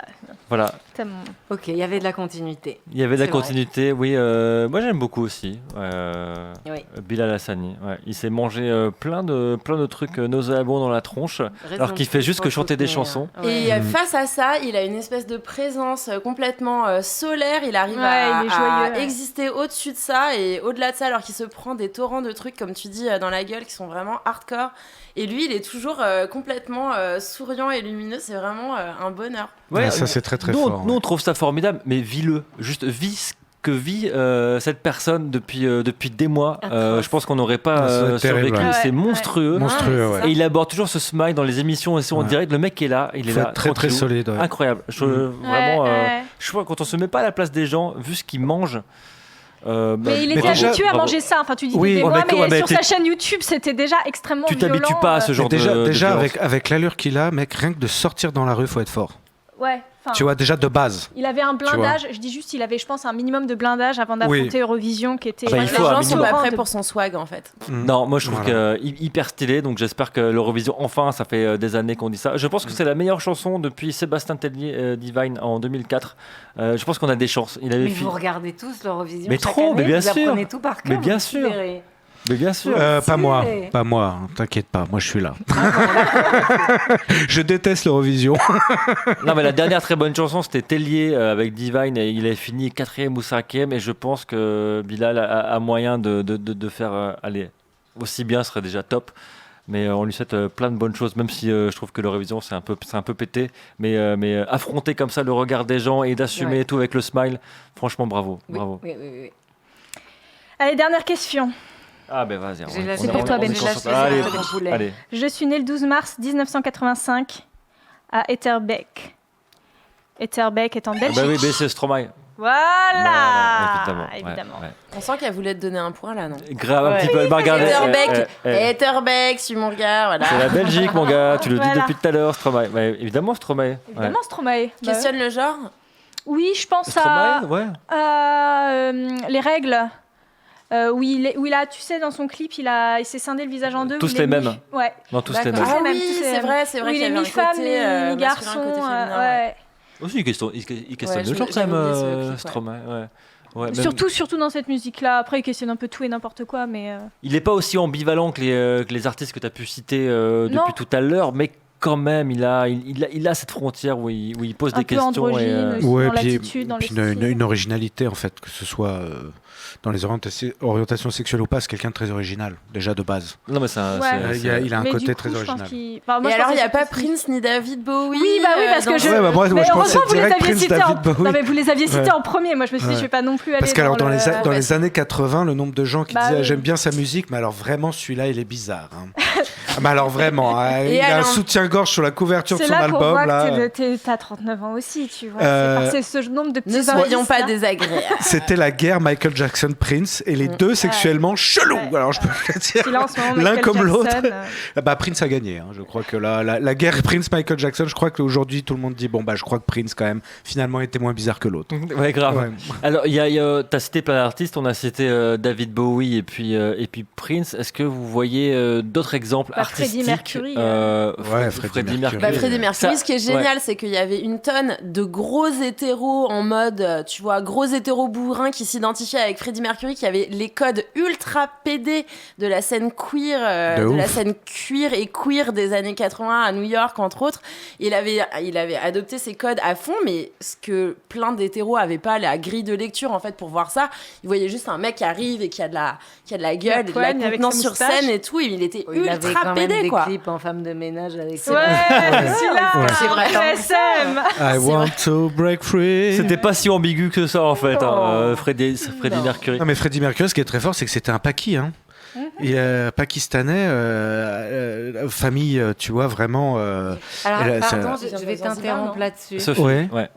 Moi, il y a un truc qui me choque en tant que vieille, c'est que dans les années 80 et 90, pas une seule fois on s'est demandé qui venait de quel pays, qui Tout était à fait. de quelle religion. Tout à fait. C'était un truc dont personne n'avait rien à Rien battre. à foutre. Moi, tout à fait. Freddie Mercury, j'ai découvert qu'il avait des origines asiatiques quand j'ai vu le film. Jusque-là, alors que j'ai travaillé dans le monde de la musique, alors que je l'ai Pareil connu, pour moi. alors que j'avais aucune idée et j'en avais mais rien à foutre. Mais c'est pas que moi, personne. Ah bah ça, on en a rien à ça. foutre. Par contre, la culture pakistanaise, elle en a pas rien à foutre, elle. Oui, ça donne une Mais envie. Quoi Non, je crois qu'il il vient de Zanzibar, je crois. Non, il est les deux. D'accord. Sa Ouais. famille est pakistanaise, mais son père était en poste à Zanzibar quand il est né. Je te dis ça parce que c'était dans le film. Ouais, tout à fait, tout à fait. Bon, après, c'est des Indiens tous, hein, voilà, comme ça, on règle le problème. Le sous-continent. Voilà. On nous cite plusieurs personnes dans la room et ceux qui sont les plus originaux gagneront un sextoy Lelo. On nous parle de George Michael. Aussi. Ouais. Bah, George Michael, je sais pas s'il était à l'époque, il a quand même été dans le placard pendant ultra longtemps. C'était l'idole des petites meufs quand il était dans Wham. Je sais grave. pas si à l'époque, Comme Rock avant qu'il Voisine, fasse Outside et que là il soit vraiment full en train de dire oui, je suis des mecs dans les toilettes et si vous êtes pas content c'est pareil. Mais avant ça, Oui, mais tout c'était le monde savait. l'idole des jeunes filles quoi. Il était les deux parce que les gays, ils savaient très bien qu'il était gay. Ouais, quand t'as la bonne grille de lecture, tu dis lui. Non, puis les jeunes filles peuvent aimer les gays aussi, hein, d'ailleurs, c'est pas interdit. Hein. Ouais, mais elle l'aimait pas de manière platonique. Hein. Oui, mais même, on peut être attiré sexuellement par un gay. Y a pas de Oui, problème. d'accord, mais il faisait des clips où il racontait une autre histoire. Oui, Il oui, racontait des trucs avec des filles Tout à qu'il fait. n'arrivait pas à regarder dans les yeux. Mais ce que veut dire Diane, c'est Un beau résumé. qu'il y a une distinction entre les artistes qui renvoient cette image-là de manière inconsciente et ceux qui prennent vraiment la parole sur ces sujets-là. Et peut-être que George Michael rentre plutôt Au dans début, cette, en tout dans, cas, dans au cette début de case-là. sa carrière, en tout cas, ouais. Après, bien sûr, il a. On nous parle de Après- Robert Smith. Robert Smith, Cure. Bah oui, bien sûr. Ah ouais, et mais Boy l'âge George. tout. Et Boy George à aussi. fond, Bah, culture Lou pop, Reed. ouais. Lou Reed. Lou Reed. Bah, Take a Walk. Testostéroné. Moi, je Take a trouve- Walk on ouais, the je Wild trouve Side. ça- Bah, Take a Walk on the Wild Side, les Ouais. paroles, c'est Ouais, quelque C'est chose. vrai hein. qu'il parlait de Ouais, transidentité à une époque où genre. C'est un mec personne en qui, parlait, quoi. qui parle de trans, qui suce des bites dans les Ah oui, chiottes. mais alors, contemporain et ami avec lui était beaucoup plus intéressant, à mon avis, les New York Dolls. Ah, les New York Dolls, oui, effectivement. Qui étaient carrément très à fond sur la question du genre. Est-ce qu'ils étaient aussi Bee Gees Bees? Enfin, c'était le Ouais, même. ouais, c'était la même clique. D'accord, avec Goldie et compagnie là. Ouais. Yes. Pour retourner en Là, France, c'est les vieux qui parlent. euh, Ouais, à nous. Ouais, c'est à nous tout ça. Indochine, Nicolas Sirkis aussi. Oui, Ouais. mais plus récent, Tokyo Hotel, hein, surtout. Qui est Plus récent, mais ça fait 12 ans Tokyo Hotel. Ouais, mais C'est enfin, archiveux. ça Mais reste c'est marrant récent. parce que là, vous parlez beaucoup d'hommes, en fait, d'hommes qui questionnent le genre, que ce soit en étant Ouais. out comme gay, soit en ayant des attitudes. C'est vrai. Bah, il y a Lady des- Gaga des- aussi. féminines. T'as raison, Oui, Diane. Lady Et T'as on raison, parle Diane. moins de Nana, par exemple. Moi, Madonna. quand je pense à Alors- des meufs qui ont secoué le truc, il y a aussi, tu vois, toute la scène des Riot Girls, Ouais. des punkettes Ouais, des années ouais. 90, qui ont envoyé complètement chier les codes de la féminité, qui étaient là, on boit de la bière, on fait du gros rock qui tâche, et on en a rien à foutre de pas être à notre petite place de meufs qui font pas trop de bruit et qui sont bien mignonnettes. quoi. Patti Smith, peut-être? Ou Non. Cyndi Lauper, même. Ouais, et même Annie Lennox. Mais Annie Lennox, Ah ouais, ouais, Annie effectivement. Lennox. dans le rap en ce moment américain, il y a des filles Ouais. super badass sur Oui. et vraiment sur la question du genre. Elles sont Tu penses à qui, Sophie? ultra radicales. Je pense j'ai un trou sur son nom. Celle qui est entièrement tatouée, là, elle a un gros tatouage dans le cou. Nicki Minaj? Non. pas Peut-être du que les tout. gens vont nous aider dans la room. Non, hein. non, elle a une gueule très masculine. Ah. Elle est... Ah oui. Alors attends, oui. Oh, je vois. Jean Grey? Non, pas elle. Eh ben, Mais elle- ça aurait elle, déjà, pu- aussi, Elle elle- aussi, t'as raison. Ouais. Mais c'est une autre qui a un nom très Princesse court. Nokia? Non. Nokia, princesse. Hein, Ouais, mais en même temps, qui chante That Girl is a Tomboy. Oui, et... Oui, tout à fait. Pardon. Tout à fait. Diane, faut dire le Mais, prénom. non, l'autre, elle est vraiment ambiguë dans son apparence. Elle Et le puis, joue plus. il y avait Queen Androgyne. Latifah. Ça va m'en venir. Queen Latifah qui est bi, je crois, et qui a vraiment beaucoup fait pour les femmes à New York, Ouais. qui a un grand rôle, et encore aujourd'hui elle a... Enfin bon, c'est quelqu'un de très bien, Queen Latifah, mais c'est vrai que pour le hip-hop ça a été très misogyne, et ça l'est encore d'ailleurs. Alors, Après, nous- t'avais Missy Elliott aussi, Missy qui avait Elliott, une, Missy Elliott. énorme pointure quand même, quoi. Tout à et fait. qui, pareil, était pas du tout dans le style. Ah non, était du pas tout. du tout dans le Mm. stéréotype de la féminité qu'on pouvait voir dans les clips de Du tout, hip-hop pas- à l'époque, quoi. Du tout. Par contre, ses paroles étaient assez... Elle avait pas le physique, mais elle avait les paroles, par contre. On nous sort beaucoup de prénoms hein, dans la room. On l'a dit, Boy George, Mylène Farmer, évidemment, Brian Molko aussi Ah oui. à fond, Elton John, c'est plus ancien, mais Steven Tyler, évidemment aussi. Aerosmith. Aerosmith, David Bowie, Mike Brandt. Mike Mike Brandt, Brandt, je sais c'est pas, pas c'est une si- blague, c'est une blague. Il n'y a pas le lol après Mike Brandt. C'est mais, une blague, c'est une blague. Je pense que Voilà. c'est une vanne. Oui, c'est une vanne. Désirless. Désirless, pourquoi? Ah oui? Ah bah oui. Un bah petit si, peu, si, bien elle sûr. aussi. Oui, bien sûr. Ah Si, d'accord. D'accord. En tout cas, quand on pense à des Je crois que voyage, c'était une métaphore. Alors. Je pensais vraiment qu'elle partait en voyage, moi. Plus loin que la nuit et le jour, Joseph. Oh là là. Pour revenir à ton livre, Sophie, tu parles beaucoup au début de ton bouquin de Madonna. Alors, c'est pas forcément exactement le même sujet, mais sur l'empowerment, elle était assez précurseuse là-dessus. Elle était très précurseuse et très courageuse parce que elle s'est complètement affranchie du regard des gens, hommes et femmes, qui au début foutaient un peu de sa gueule, au début trouvaient que c'était une traînée qui te couche avec tout le monde.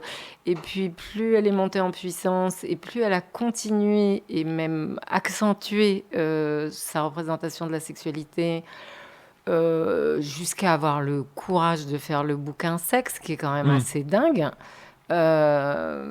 Et on lui a toujours fait payer très très cher sa position sexuelle, on va dire, pour résumer comme ça. Et il y a quelques années, je cite dans le livre, elle a reçu un prix du Billboard pour l'ensemble de son travail. Et elle a parlé de ça vachement bien, de tout ce qu'elle avait pris comme insulte et comment elle avait tenu bon. Et que elle remercie en particulier David Bowie pour son travail sur le genre en disant « Mais un homme qui parle du genre et une femme qui parle du genre, c'est absolument pas la même chose. » Et que donc tout ce qu'il a dit ne s'applique que aux hommes et absolument pas aux femmes, et que jusqu'à aujourd'hui encore, on lui reproche d'être toujours sur scène, d'être toujours habillée comme elle a envie de s'habiller, elle a toujours été trop cul, trop âgée, ayant trop de mecs, je sais pas, un ensemble de reproches permanents. Et elle raconte comme elle en a souffert, et je trouve assez génial qu'elle ait eu le courage et de le faire, bien entendu, et je pense qu'elle ait une influence monumentale sur la pop musique féminine, noire ou blanche. Je pense que Beyoncé et Rihanna, sans Madonna, ça aurait peut-être pas été pareil. Enfin, il y aurait peut-être eu une autre Madonna, j'en sais rien. Mais enfin, elle a eu des couilles, parce que, je sais pas, peut-être ça te dérange, des couilles. Mais moi, j'aime bien. Elle a eu des ovaires, il paraît, faut dire des ovaires. Ouais, mais moi, je trouve que elle s'est affirmée à un moment donné. De la testostérone, c'est bien d'en parler aussi. Bref, en tout cas, voilà, ouais, j'admire beaucoup. Je pense qu'elle est un super bon modèle pour énormément de femmes, même si on n'écoute pas sa musique. C'est une vraie badass. Est-ce que tu penses que c'était inconscient ou dès le départ, au début de sa carrière, elle voulait un peu bousculer tout ça? Elle voulait tout. Elle voulait le pouvoir, sans se poser de questions. Gloire, elle voulait le cul, elle voulait tout. Et ça marche ensemble. Le pouvoir et le cul, franchement, c'est la même histoire. On ne peut pas dire je veux l'un et je veux pas l'autre. Parce que c'est la même énergie. C'est pas possible de les séparer. Enfin, je crois pas. C'est pour ça que j'ai raté ma carrière. Merde. C'est quoi? Ben, c'est lié, la parce pulsion. Parce qu'il baisse pas, tu voilà, baisses pas, c'est ça. Ah, c'est d'accord. Ça, voilà. Ouais. Faudrait que je mette un peu plus de libido dans ma vie professionnelle. Et alors, pour revenir vraiment très très longtemps avant, tu parles aussi de Cléopâtre. Oui. Encore une fois, c'est assez différent de Madonna, mais il y a un peu de ça. Est-ce que tu peux nous raconter? Il y a eu énormément par le passé de reines ultra puissantes ou de pharaons dans le cas de l'Égypte. Je parle de Cléopâtre parce que ça m'agace. Moi, comme beaucoup d'autres, j'avais des notions d'elle qui étaient ultra limitées. Son nez, sa vie sexuelle... Astérix et Obélix, quoi, en gros. En occultant toute la partie de femmes extrêmement fortes qui étaient hyper cultivées, qui apportaient plein de choses. Mais que jusqu'à ce que des historiennes femmes débarquent, personne ne savait, parce que les historiens hommes ne se sont pas intéressés aux prouesses de femmes comme elle. Et donc, oui, c'est une femme qui a récupéré une Égypte en ruine de son père. Il n'y avait plus un rond dans les caisses. Elle était extraordinairement cultivée, elle parlait 9 langues, elle était très bonne en philo, elle était très bonne en maths, elle était très bonne en économie. Elle a réinventé la monnaie, tu dis Alors, elle n'a pas inventé la monnaie, elle a inventé l'idée au lieu de s'en tenir au poids, de simplement marquer sur la pièce sa valeur. Rien que ça, quoi. C'est énorme. C'est énorme. Elle a entièrement remonté toute l'économie de son pays et qui est devenue extrêmement prospère, et si prospère que c'est elle qui a financé toutes les guerres de César et de Marc-Antoine.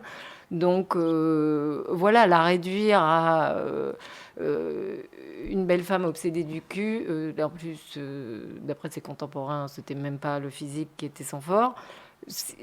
Mais c'est parce que c'est Auguste qui a gagné, et du coup c'est la propagande d'Auguste qui était dans le camp opposé qui a un peu pris le... C'est les historiens romains qui ont très mal pris le pouvoir qu'elle a eu sur l'Empire romain et qui ont voulu s'en débarrasser au plus vite. Ouais, puis mais 30 ans après sa mort, ils avaient déjà effacé tous ses bienfaits. Sachant qu'Auguste, qui est devenu le premier empereur romain, était son ennemi. Donc forcément, ça n'a pas joué pour elle, quoi. Ça n'a pas joué pour elle, certes, mais si tu veux, il y a eu beaucoup de femmes très puissantes politiquement dans l'histoire de l'humanité. Ah bah oui. Et bizarrement, elles ont un peu toutes disparu. Vous vous êtes arrangés pour garder tous vos salauds et tous vos mecs formidables, mais les filles, que dalle. Donc, voilà. Moi, c'est ça en bien et en moins bien d'ailleurs, parce que sauf en Angleterre. C'est que c'est vrai qu'en Angleterre ils ont plus retenu leurs reines, mais ce qui est intéressant, c'est que c'est pas seulement les hauts faits, comme tu dis, vous avez gardé tous vos salauds et tous vos mecs qui ont fait des trucs bien. Il y a un truc que je trouve intéressant dans le truc de genre, qui est aussi, on en a parlé brièvement tout à l'heure. Tu parlais de la violence. Bon, là, tu parlais de la préhistoire, mais c'est un truc dont on a complètement dépossédé les femmes et qui est hyper tabou, en fait, la violence des femmes, parce que, encore une fois, ça ne fit pas avec cet archétype ou ce stéréotype que les femmes seraient, par essence et par nature, des créatures douces, etc. Des femmes sanguinaires, des femmes qui ont été des capots dans les camps nazis, etc. Il y en a, en fait, il y en a plein, et qui ont été vraiment complètement... Bathory. Elle était une des plus démentes, Lisbeth Bathory. C'était une Scandinave qui aimait bien tuer les jeunes filles vierges pour prendre des bains de sang frais. Et ben voilà, mais qui ne fait jamais ça, Sophie, en même temps, franchement. La base. Qui lui jette la première pierre? Voilà. Ouais, pour reprendre les reines d'Angleterre, l'époque, il y a des époques, c'est l'époque victorienne, l'époque élisabéthaine et tout. Que les reines anglaises n'ont pas eu beaucoup de pouvoir.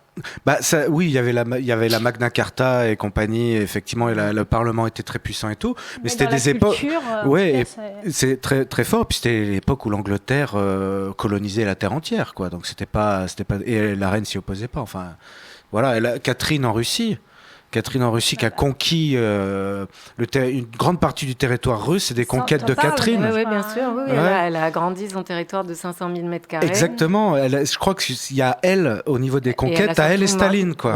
Non, mais c'est vrai, en Russie, les gens qui ont le plus conquis, c'est Catherine. Elle a préparé la Russie à la modernité. Ouais. De la même manière qu'en Chine, comment elle s'appelait, Xia, je ne suis plus très sûre de son nom, c'est aussi elle qui a préparé la Chine à la modernité. Donc, il y en a eu vraiment beaucoup, et personne ne peut en citer beaucoup. Isabelle, en Espagne, pendant l'Inquisition, c'était pas une tendre, hein. Non. Pendant la Reconquista, et les bûchers et tout, c'était la reine qui dirigeait le pays, sans parler de la régence des Médicis en France, c'était pas une tendre non plus, hein. Enfin bon, bref. Le vainqueur écrit l'histoire et rhabille ses adversaires, pas pour rien que Cléopâtre est décrit comme la pire des reines. Qui a dit cette saloperie? Eh ben, c'est dans la room. Dans la room. Le vainqueur l'écrit, les vaincus racontent l'histoire. Ouais. Sans vouloir citer Booba. Ouais, c'est Booba, ça. Ouais, effectivement. Il fait baisser le prix de l'immobilier. Quand tu viens dans ton quartier, c'est ça? Non, mais en tout cas, c'est ça. Je traîne en bas de chez toi, je fais baisser le prix de l'immobilier. C'est ma punchline préférée. Pardon. Flore. C'est ça qui est bien dans ton livre, Sophie, c'est que moi j'ai découvert ou redécouvert, parce que je connaissais qu'une partie tronquée de leur histoire, plein de femmes qui avaient eu une vraie influence soit dans l'histoire, soit qui avaient fait bouger les choses. Par exemple, j'avais cité Sophie Germain, la mathématicienne, qui a fait des choses formidables. Et quand on redécouvre son histoire, moi je connaissais juste son théorème, et puis basta. Et quand on redécouvre l'histoire et le combat qu'il y avait derrière, c'est formidable. Toi, dans ces modèles, est-ce qu'il y en a un qui t'a le plus marqué, on va dire, ou inspiré, ou infusé dans ta réflexion féministe? Où tu t'es dit, tiens, là, ça fait un petit déclencheur. Je pense qu'il y en a beaucoup, et c'est pas forcément des femmes, parce que, par exemple, ça peut être des hommes, Prince a énormément compté dans ma vie. Mais il y en a une que j'adore vraiment, et je me rends compte que votre génération ne connaît même pas son existence. C'est une actrice des années 40 qui s'appelle Mae West, qui a été d'ailleurs une inspiration pour Madonna. Et Mae West, elle a une histoire démente. C'est-à-dire que c'est Marilyn Monroe version 90 kilos, mais vraiment topissime. Elle a commencé par faire du vaudeville, ultra intelligente, ultra maligne, et à un moment donné, elle avait à peu près 40 ans, elle a fait une pièce qui s'appelait Sexe, le même titre que le bouquin de Madonna, il y avait des roulages de pelle, il y avait des trucs de l'époque, hein, c'est pas non plus... Mais il y avait énormément de contrôle et de censure aux États-Unis, qui était quand même très puritaine à l'époque. Et donc, elle a été arrêtée et elle avait le choix entre payer une amende et faire de la prison. Et comme elle était très, très forte en marketing, elle a dit « je vais faire de la prison ». Et donc, elle a commencé à faire accroître sa notoriété assez significativement. Donc, du coup, elle a été appelée à Hollywood pour faire du cinéma. C'est la seule femme de toute l'histoire du cinéma qui a écrit tous ses dialogues de films toute seule. Tous. Le seul film qu'elle n'a pas fait, c'est le seul film qui n'a pas marché. La Paramount n'avait pas voulu et ils ont eu bien tort. Elle a sauvé la Paramount de la faillite. Elle était la deuxième personne la mieux payée des États-Unis. Et en plus, avec un humour, elle était juste... je mets dans le livre ma phrase préférée de toutes, mais enfin, il y en a une tonne. Elle dit Are you carrying a gun in your pocket or are you just happy to see me? Le fameux. Le fameux, ouais. Mais elle en a des tonnes. Elle était tellement brillante. Elle a terminé sa vie avec un bodybuilder de 30 ans de moins qu'elle, avec qui elle est restée super longtemps. Elle a raconté avec tellement d'humour que la censure lui avait rapporté tellement d'argent. Elle a monté des tas d'affaires. Elle était super brillante. Le truc qui est dur, c'est de se dire que...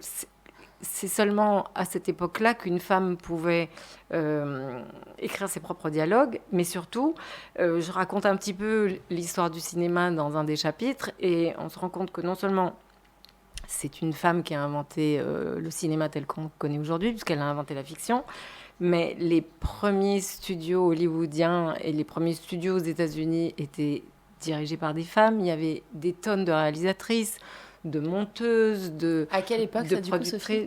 Début du cinéma, donc jusqu'aux années à peu près 40. Et quand ça a commencé à gagner de l'argent, c'est un petit peu comme moi chez Universal.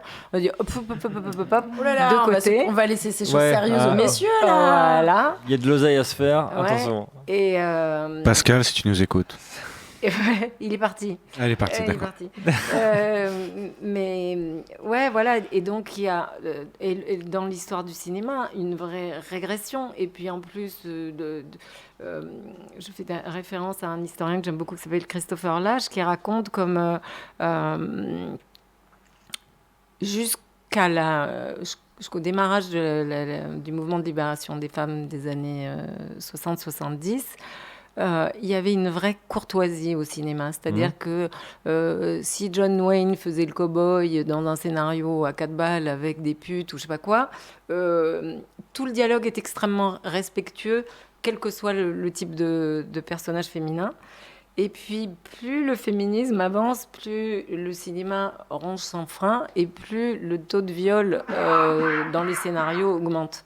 Et comme s'il y avait de manière totalement inconsciente, j'espère, une Ça renforce le volonté conflit sourde, sexuel, quoi. une volonté sourde de dire merde à tout ce truc qui est aussi fait sans dialogue avec les hommes. Pour l'instant, ça se passe plus de manière radicale. Mais voilà, franchement, je pense pas qu'il y ait des mecs à Hollywood qui se disent on va toutes les violer ces salopes. Mais voilà, À part Harvey, ça. juste Harvey. Oui, juste Harvey. Et quelques autres. Mais... Ouais, mais pareil, Harvey, c'est peut-être pas le moment d'en parler, mais Non, c'est spécial. J'en parle dans le livre. Moi, je pense que tout ce qui touche à lui est traité bizarrement parce qu'on parle d'un type qui abuse du pouvoir. On parle d'Harvey Weinstein, pour ceux qui n'auront pas...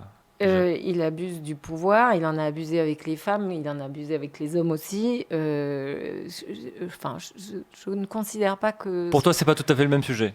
Non, c'est pas le même sujet que des femmes qui se font violer dans des milieux qui ne sont pas favorisés comme là-bas, où la question du pouvoir fait réfléchir autrement.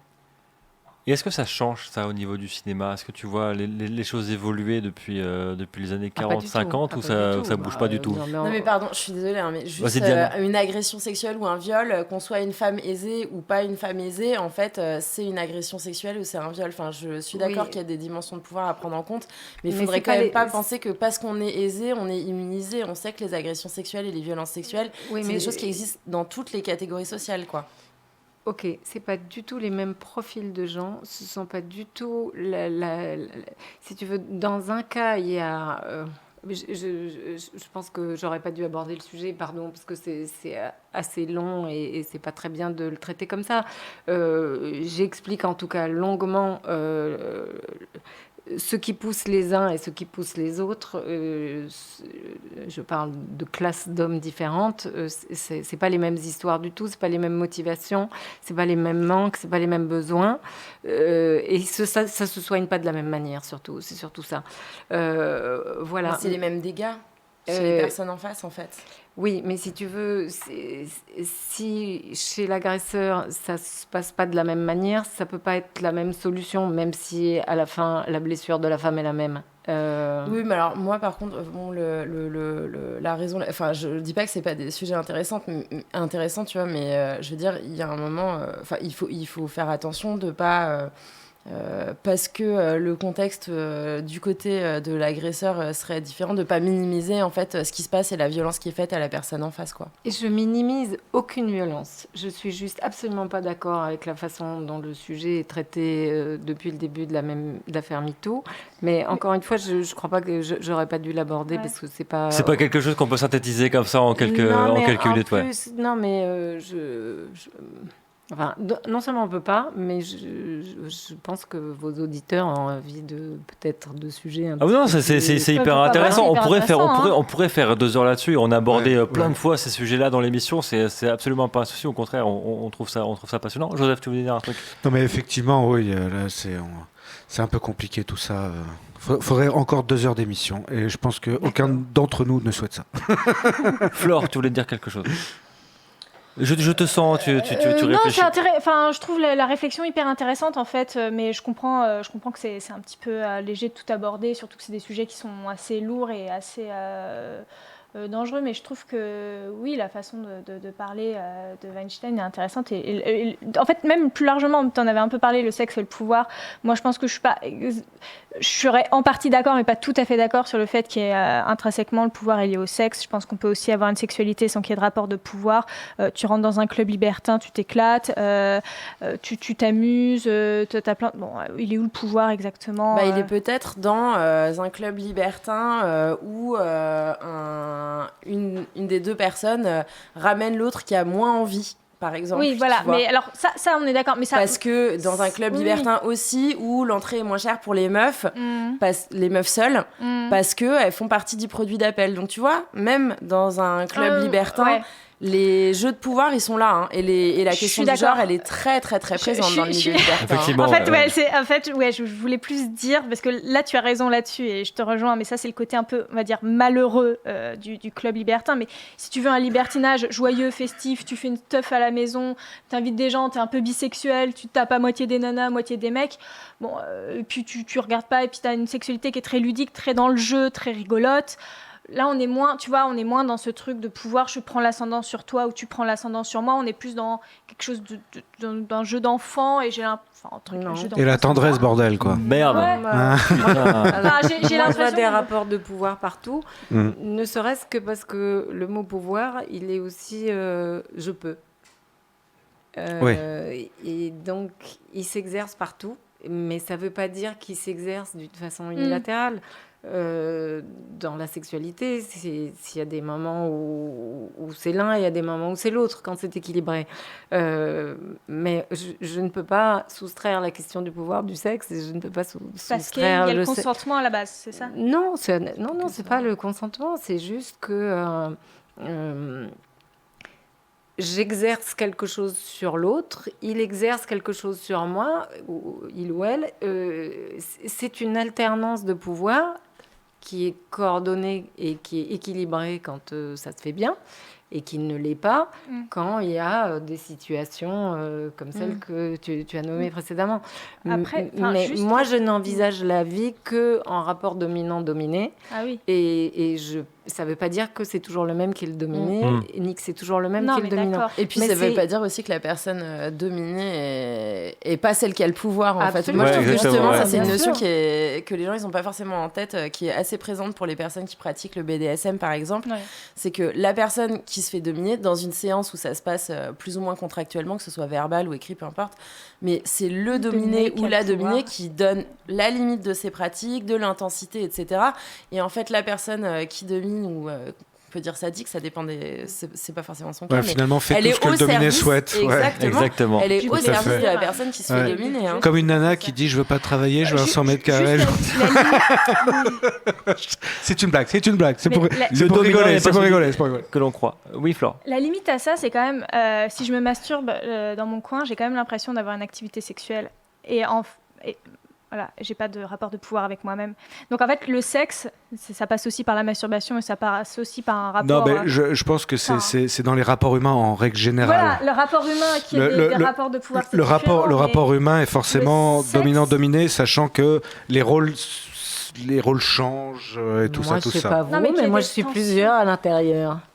Oui, moi aussi. Je me sens pas du tout toute seule. Non, moi aussi, ouais. Et je m'excite beaucoup d'ailleurs, je tiens à le dire. Oui, aussi. C'est peut-être inhérent au rapport humain, mais c'est pas forcément inhérent au sexe, quoi. C'est super intéressant et à la fois très controversé, nous dit Plaisir 30. Donc, ça reflète un petit peu ce qu'on pense autour du plateau. On nous dit c'est le grand débat, il manque plus que Macron. Et comme on m'a dit que je ressemble à Macron des fois, on me l'a déjà dit. Donc en fait, alors moi je suis d'accord que non. Clairement, je ne ressemble pas à Emmanuel Macron. Et puis tu suscites pas autant de haine, parce que dis donc, qu'est-ce qui peut être haï ce type, c'est incroyable. C'est bizarre, alors qu'il est si gentil en plus. C'est ça. Ah bah ouais, non, parce qu'avant Sarkozy, c'était un amour, lui. De toute façon, on déteste tous nos présidents, c'est un sport national. Sophie, est-ce que tu peux nous parler du collectif 52, s'il te plaît? C'est un collectif qu'on a monté il y a 2 ans sur l'empowerment des femmes, qui agissait jusqu'à il y a peu de temps sur les sphères économiques, politiques et artistiques. Et on a récemment réduit à l'artistique parce que sinon on s'éparpille un peu trop partout. Mais dans l'idée d'avoir d'aider les femmes sur la question de l'empowerment qui nous paraissait, à l'époque, ça a changé depuis 2 ans, mais il n'y avait pas tellement enfin, en tout cas, nous, on ne voyait pas tellement de choses tourner autour de la question de l'empowerment. Et par contre, on voyait beaucoup de filles qui en avaient besoin. Et donc, on a fait plein de trucs, et on fait toujours des ateliers, des festivals, des conférences, des réunions, des trucs plus activistes. On a fait pas mal de campagnes d'affichage, on a fait des mèmes, on a fait des tas de trucs. Et voilà, et on reste sur l'idée que l'image étant le plus gros véhicule des stéréotypes, que c'était par là qu'il fallait qu'on passe pour essayer de changer un peu. L'époque est à l'image, donc c'est un passage obligé. Pourquoi 52 ? Car nous sommes 52% de la population française, et donc nous sommes majoritaires, et déjà juste ça doit pouvoir faire un petit clic dans la tête. Faites gaffe, on est plus nombreuses. Ouais. J'ai vu aussi que tu avais produit... Même pas peur. Même pas peur. Tu avais produit aussi... Viens le redire en face. Ah bah il est tout nu là, attention, il va... Oh là. Vas-y Joseph. Même pas peur. Il est accroché, là. Je pensais pas que ça faisait si longtemps, mais sur Canal+, il y a une série il y a quelques années, apparemment ça fait 11 ans, me dit Wikipédia, mais j'avais regardé ça avec attention. C'était X femmes sur Canal, chaque épisode, une personnalité féminine différente qui avait pris la parole, et c'était une série, c'est ça ? Ouais. Et c'est toi qui l'avais produite, cette série ? Oui. D'accord. Alors, c'était parce que, à l'époque, encore une fois, mon site a changé depuis, mais il y avait une partie magazine, une partie magasin et une plateforme VOD. Et je distribuais pas mal de films que j'ai cherchés à l'étranger, réalisés par des femmes, pour des femmes. Et Porno ? Pardon. Oui, porno, bien sûr. Et donc, comme je voyais rien qui répondait complètement à ce que j'avais en tête. Je me suis dit qu'il fallait que je les fasse. Et donc, c'était une copro avec Canal. Et ils ont été à la fois diffusés sur Canal et sur la plateforme. Et on a fait ça pendant 2 ans. On a fait 12 films en tout, je crois. 11 ou 12, je ne sais plus. Il y avait Ariel Dombal, il y avait Lola Mélanie Doyon, Laurent. Ouais, Mélanie Laurent, ouais. Elena Noguera, je sais plus, enfin, Zoé Casavette, Tony Marshall, plein de femmes se sont prêtées à l'exercice. Et voilà, ça permettait de montrer un petit peu autre chose autrement. X-Femmes, où est-ce qu'on peut regarder ça encore? Compliqué, franchement, je sais pas. Mais quand j'ai vu sais ça, pas. j'ai Si, vu... sur la plateforme d'Erika Lust en Espagne. Ah oui, peut-être, ouais. X-Confession. Pardon? X-Confession, c'est ça? Non. C'est encore autre X-Femmes. chose. C'est X-Femmes, encore ça, autre chose. Mais X-Confession, c'est elle. Erika Lust a aussi fait X-Confession. Et tu Ouais. vois ça. Non. X-Femmes, c'est moi. Et c'est, elle les a en distrib. Et sinon, C'est deux choses je crois qu'il y a toujours les DVD sur Amazon, mais je suis pas sûre. Je sais pas. Mais voilà, moi j'ai vu ça en 2008. Ça fait... On se dit, c'est pas Ouais, loin X-Femme 2008. hein. avec Scully et Mulder, c'était bien. Hein. C'était pionnier. Hein. Non. Désolé. Non, c'est désolé. vrai, c'est vrai. Je me suis dit, est-ce que tu vas la faire ou pas? J'ai pas pu résister. Je m'excuse. T'as bien D'accord, fait, t'as mais bien tu fait. peux terminer cette émission sur une vanne comme celle-ci ou te réinventer, Joseph. Est-ce que tu veux faire un trait d'humour avant de conclure cette émission? Non, ça va être compliqué. Me réinventer comme sais ça quoi tout de suite maintenant, ça va être Tu très sais quoi? difficile. Je vais mettre le générique Dis-moi. et à toi de trouver une vanne. Voilà, non. Compliqué, vas-y. hein, Non, compliqué. compliqué comme ça, non, je peux pas. C'est comme l'érection, ça se commande pas. Merci beaucoup Diane d'avoir été avec nous ce soir dans cette émission Sexy Souci. Qu'est-ce qu'il y a, Flore? Diane, surtout, on la retrouve le 16 mars. Elle a 2 événements. Elle est à la fois au festival des sexualités joyeuses. Il y a 2 petites nanas qui vont faire une conférence sur le porno, Les rapports de pouvoir dans dans le le porno, genre, le genre et le porno, en gros. Les rapports de pouvoir, de genre dans le couple. Ah oui, Voilà. c'est pas dans le porno. Ouais, Ok, Très d'accord, bon sujet, très bien. Très bon sujet. Et tu as un stand de prévention à la Java le 16 mars aussi. Ouais, le soir. Le soir. Siglé Sexy Souci? C'est Sexy Souci qui sera présent au Festival des Chahuteuses le 16 mars après-midi. Ah bah, on connaît bien, et ouais. à la Java avec le collectif Gang Bambi qui est un collectif de fêtards. Avec Jérémy Lapère qu'on a déjà reçu Entre autres, ouais. dans cette émission. Voilà. Et il n'y en a qu'un seul, hein, Joseph, de Jérémy. Tu sais pourquoi? Écoute. Parce que La paire, il y en a pas deux. Voilà, sexysouci.fr, le Google du cul, comme c'est votre claim. Voilà, vous posez des questions, vous avez des réponses, et puis vous pouvez aussi retrouver ces questions en vidéo sur le site de Slash, c'est France TV //. Tout simplement. Et régulièrement, c'est quoi la fréquence de publication des vidéos? Une par semaine le samedi, mais sinon vous pouvez aller directement sur notre page Facebook. Voilà, donc le Jamy de C'est pas sorcier au féminin. Voilà, cette dame, vous pouvez la retrouver sur France TV. Merci beaucoup, Sophie Branlé, d'avoir été avec nous. Il y a beaucoup de choses à dire sur ton bouquin, mais le mieux, je pense que c'est de le lire. Ouais, absolument. Ouais, Tout simplement. On le retrouve partout sur Amazon. J'ai envie de dire que on le trouve. Aussi, oui. Voilà. Donc c'est passionnant, Joseph. Je vais te le donner. Avec grand plaisir. Ça t'évitera de faire des blagues de gros relous. Amen, je continuerai à faire des blagues de relou. Hein. Et bah, tu sais quoi, Le jour où on peut plus faire de blagues, je vais pas être content. Hein, je vais vous dire, c'est le début du totalitarisme. C'est le début de la merde là. Si on peut plus faire de blagues, c'est vraiment le début de la Et merde. bah, tu sais quoi, tu as bien raison. Donc merci à toutes les deux d'avoir été avec nous ce soir. Nous on se retrouve la semaine prochaine. Merci beaucoup, Joseph. Encore une fois, Merci mon binge. ta bonhomie, Oh, ta merci. beubare Oh là là. et ta petite queue. Voilà. Voilà, et ma petite bite qui bande pas. Voilà, tout simplement. Allez. Dès qu'elle bande, hein, tu me passes un coup de fil, même si Bah c'est en non, pleine mais- nuit. non, hein. non. Merci Flore. Eh ben, merci Benjamin aussi. Voilà. On se retrouve la semaine prochaine. On se retrouve la semaine prochaine. Mais ouais. Allez. Effectivement. Ciao tutti. Et ça va être très drôle la semaine prochaine. Avec Monsieur Mascret. Ouais. Et puis Quentin de chez Lelo. Quentin Voilà, de chez il va Lelo nous qu'on ressortir des retrouve sextoys enfin. improbables. On va reparler du Chiatus. On va reparler du Monkey Spanker. Ah, ça faisait longtemps. Et voilà. Et je vais essayer de soutirer à Quentin de chez Lelo des petites informations sur sa vie sexuelle. Très bien. Voilà. Parce qu'il y a eu le concours de suçage de bites Oui. au Cap d'Agde. Qui fait qu'il peut mourir demain et Voilà, il aura bien vécu. Mais je pense qu'il y a d'autres histoires à nous raconter. Ah, génial. Merci beaucoup Anso, je vois qu'elle tape comme une gueudin sur son ordinateur. Voilà. Ils ont été gentils ce soir dans la room. Ouais, c'était C'était des amours.